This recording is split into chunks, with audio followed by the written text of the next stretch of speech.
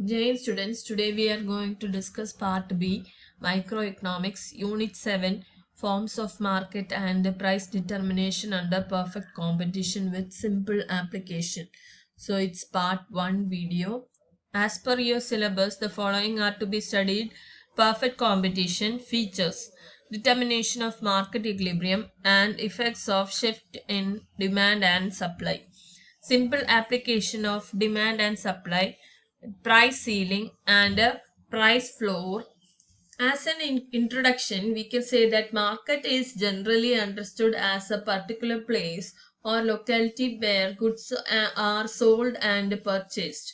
But in economics, market refers to the arrangement through which buyers and sellers come in contact with each other directly or indirectly, and exchange of goods and services takes place among them.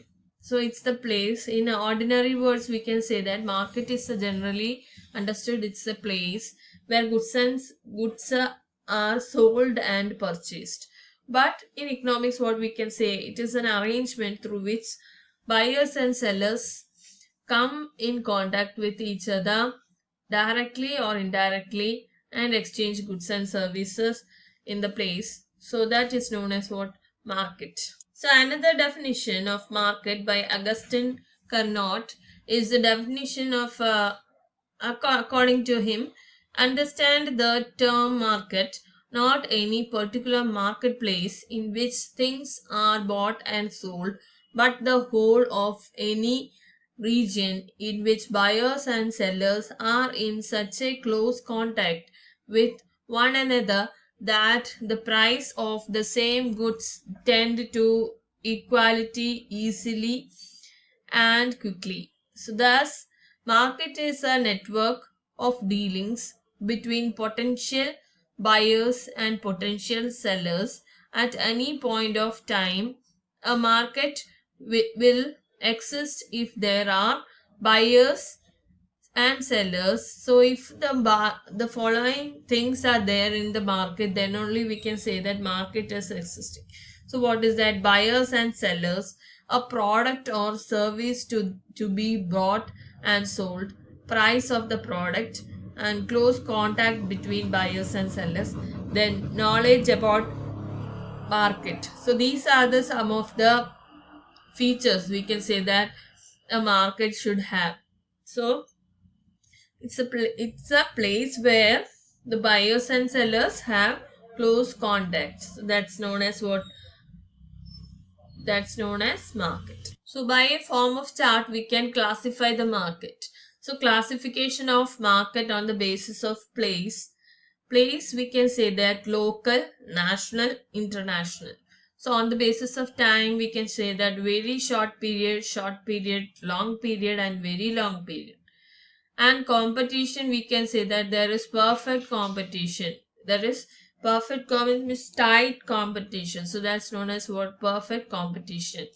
Next, imperfect competition means under that we can say that there is no such competitions as a market decides, or a firm or a thing, and has no such what type competition. So when we learn about the market forms, then only we understand. So in your syllabus only perfect competition is to be studied. So on the basis of that we will study only perfect competition. So in imperfect competition, just know what are the three forms of market: monopoly, oligopoly, and monopolistic. So these three are the forms of market in imperfect competition. Just see the classification on the basis of place. So on the basis of place, local market. Local market is a market in which sellers sell and customers buy a product in the region or area in which it is produced. So if it's a market in which the buyers and sellers are in close contact. So in the place where the product is produced means what? If in India the product is produced, if for example tea is produced, so it's a produced in India and sold in India itself. So that's known as what? Local market. So local market is a market in which sellers sell and customers buy a product in the region or area in which it is produced. So our domestic country is produced and sold. So that's known as what? Local market. So national market means what?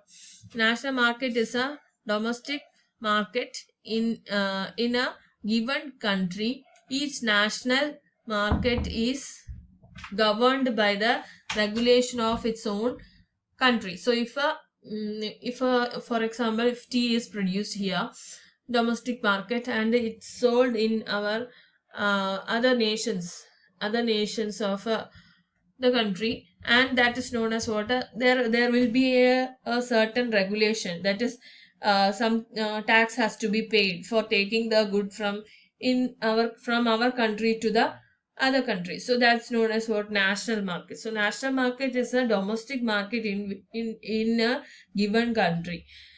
So that's each national market is governed by a regulation of its own country. So it's a own country has certain regulations which has to be followed.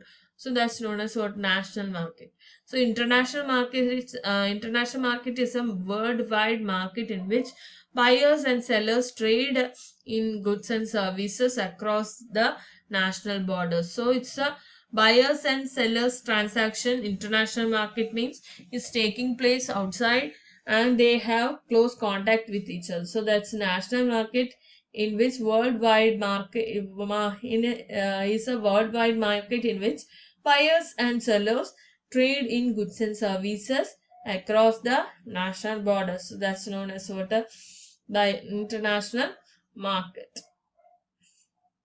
Next, classification of market on the basis of time. On the basis of time, we can say that it's very short period, long period, and very long period. So, very short period, what is the condition? Very short period is a period in which supply is fixed and the price is determined by by the demand. So, the time period is for a few days or weeks. So, in which the supply of the commodity cannot be increased. So it's on the basis of demand, the price has been fixed. So price has been determined, and it's not for a long period, it's for only few weeks or days. So we can say that the ordinary market condition, where the producer, the agriculturalist, so farmers who will produce some goods and sell into the market. So it's not a perfect market, it is what? It's just a perishable goods. So it's bought to the market and sold within 2-3 days or a week. So that's a very short period market. So next is short period market. Short period is a period of less than 1 year. So it's taking place only between less than 1 year. So in this period, firms can only make adjustments in inputs like labor to increase the supply of goods and services. So in the producer side, we can say that, so in the short period, we can just firms can just make adjustments in inputs like labor to increase the supply. So if the as per the demand, if he wants to increase the production, he can increase the what labor which the production is to be taken place. So it's short period market. So short period market is a period of less than 1 year. So long period, next is long run, is a period of time in which all factors of production and cost are variable. So here all factors of production, that is we can say that land, labor, capital, etc. are variable. All are variable. In the short run, only labor can be variable. So here it's as what is the condition there? It's short period. We can say that it's less than one year time. So it's only labor can be variable. So here in the long run, long run is a period of time in which all factors of production and cost are variable. So in the long run, firms are able to adjust all costs. So it is for a few years. So generally up to 5 years. So next is fourth one, very long period. Very long period is a production time that is so long that all inputs are variable. So here, so we have a long period in the market, so we can change all inputs. So that's known as what, a very long period. So it is of more than 5 years. So it's of more than 5 years. So on the basis of time, we are changing the factors of production. So it's in the first condition, only few days or weeks are there, so we can't change the factors of production. So in the short period, it's less than 1 year, so we can change only one factor. That's a one variable factor only we can say change. So that's with labor. And in the long period, we can change almost all factors. So it's taking place what, up to 5 years. So we can say that it's a long period, so we can change the factors of production. Then in the very long period also, we can change all factors of production as it's taking place in the long period gap. Next, we are going to see on the basis of competition. So perfect competition. So ideal, but it's imaginary concept. So it's a perfect competition. And here imperfect competition, it has some features of a competitive market. So that's a imperfect competition. Next, meaning of perfect competition. So, meaning and definition. Perfect competition is an ideal and imaginary concept of market rather than an actual market. According to Mrs. John Robinson, we can say that perfect competition prevails when the demand for the output of each producer is perfectly elastic. So a perfectly elastic market is one in which the number of buyers and sellers are very large. All the buyers and sellers are engaged in buying and selling a homogeneous product without any restrictions. So moreover, both buyers and sellers possesses perfect knowledge of market condition. So there is a homogeneous product to be sold in the market. So if for example a particular soap, so it has to be sold in the market. So the market knowledge that had to be with the what, seller. So then only he can sell the product in the market. So on the basis of that, he selects the product. So in the perfect competition prevails when the demand for the output of each producer is perfectly elastic. So demand for the particular product is, when it is high, then the seller fixes the product to be sold. So it's on perfectly on the basis of the market condition, the perfect competition that's prevailing. So if for example a particular soap is to be sold in the market, so he has to what, first know the soap and the quality of the soap and the demand of the soap, etc, etc. Then only a product can be sold in the market. Next, what are the features of the perfect competition market? First one is perfect knowledge of the market. Perfect knowledge of market. The buyers and sellers possesses of perfect knowledge about the market conditions. So every seller and buyer has the knowledge about price, quality, source of supply of products, etc. So that's known as perfect knowledge of market. So this is the first what feature of perfect competition. Perfect mobility of factors of production. There is perfect mobility of factors of production under perfect competition. Labor and capital are mobile not only geographically but occupationally also.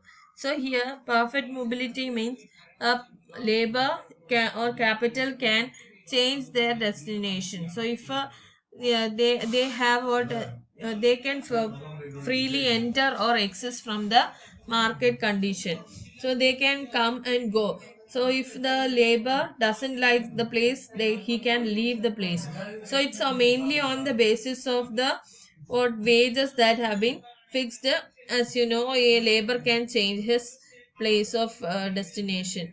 So perfect mobility of factors of production from one industry to another industry, which gives them more remuneration. So it's on the basis of remuneration a labor can change his destination. It's his own psychological view. If he can, if he don't want the place, he can leave. So there is no restriction there.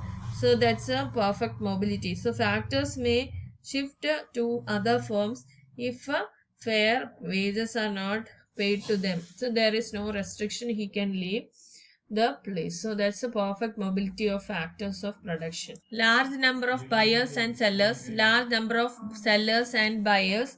So here under perfect competition there are large number of sellers and buyers. As mentioned earlier, each seller forms a negligible part in the total market. Hence, none of them is in a position to influence the price and supply of the market.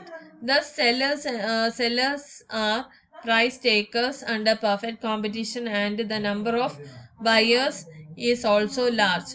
So, the share of each buyer is so negligible that none of them is in a position to influence the price in the market. So as you know that this is not a small market, there are large number of buyers and sellers. So here a slight change in buyer, the market condition will not change. So that's known as what, a large number of sellers and buyers. So here, they have to accept the price prevailing in the market. So in case there are large number of buyers, so the demand of individual buyer is very small fraction of total demand. So no buyer can influence large the large market. So that's known as what, a large number of buyers and sellers. So under perfect competition there is large number of buyers and sellers. Hence the position of the price will not change if a slight change in buyer will happen. So demand of the product will happen. Next is absence of transport. Absence of transport cost in perfect competition. Price is uniform because we assume that transport cost does not exist. This assumption will lead to uniformity in price. That is, commodities sold at uniform price all over the market. So price is determined by the joint efforts of buyers and sellers. So there is no as such or transport cost. So as the commodity is sold at a minimum uniform price. So that's known as what, absence of transport cost. So the distribution is done as a free of cost. No government intervention. Laissez-faire policy is an important feature of a perfect competition. It means there is absence of government intervention in economic activities. So there is no such government intervention in the market. Single price.